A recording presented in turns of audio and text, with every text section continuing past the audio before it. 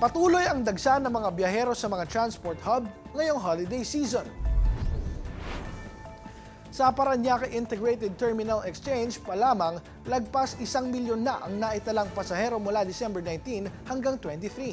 Ayon sa pamunuan ng PTEX, hindi pa humuhupa ang dating ng mga uuwi sa kani-kanilang probinsya. Batay sa ulat, umabot sa kabuang 1,022,762 na pasahero ang labas-pasok sa terminal sa loob lamang ng 5 araw. Pinakamataas ang bilang noong December 23 na may 231,827 na biyahero, habang sunod-sunod din ang dagsa noong mga nakaraang araw.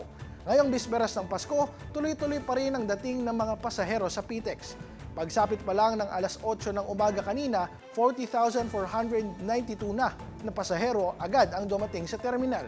Inaasahan naman ng pamunuan ng terminal na aabot sa higit 3 milyong biyahero ang dadaan sa PTEX hanggang January 5.